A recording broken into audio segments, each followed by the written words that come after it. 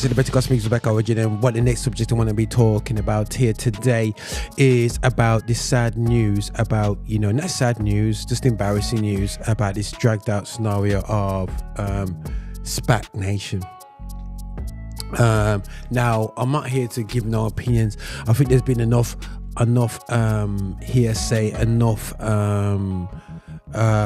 hearsay, a lot of conversations, a lot of revealings about their functionality as an organization, their ability to hoodwink people, mixing that up with the gospel and so on. That still, people are utilizing their spiritual status with people, or people's trust with vulnerable people, and basically swindling amounts of money. And it's funny I did a bit, when I'm looking at some of these articles, found that has been deported as an elite. He's been the pastor Toby Adehoyega,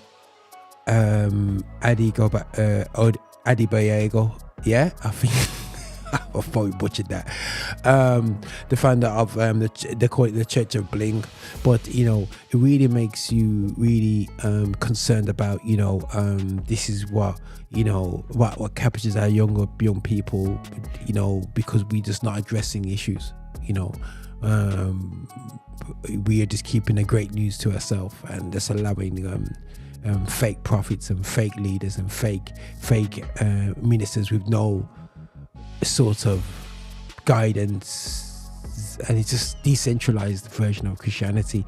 So for me, with the SPAC Nation scenario and the pastor being sent over, they reckon up to £2 million. It's funny how they give him close links to the Conservative Party in Croydon. They put that in there in a situation. So but end of the day, it's sad to see people utilize the gospel and vulnerable people and misuse it for their own gain. Driving to church in a Lamborghinis and all this business was always going to be a red flag, something that we need to be careful of. And ministers likes of Mike Todd and all these things that really tried to push the edge to another generation. I'm saying Mike Todd's doing the same thing, but they seem to so much have great messages.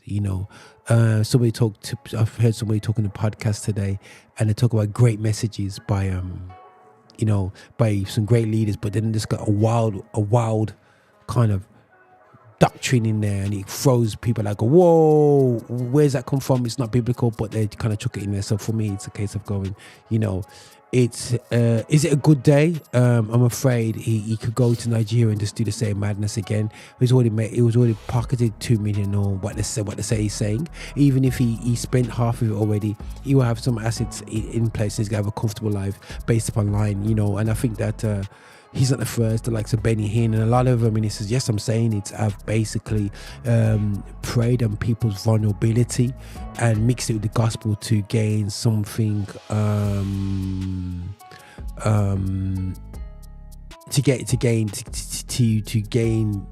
personal wealth, and then likes of Benny Hinn will think that confessing at the end of life will cover a multitude of sins. Yes, he's asked for forgiveness, and yes, he will make it to heaven, but the damage caused, and we just need to be conscious of it and be real about it and put it out there. So am I glad this is happening? Yes, deport him, nothing seems to be happening, what I'm saying. He's continuing able to do that. I did have a sneak preview about SPAC Nation, and I looked on the internet, and I see that they're not moving no money according to the company's house, but where you can't be moved, it's all hidden well anyway, but is it something to celebrate with, cheer about?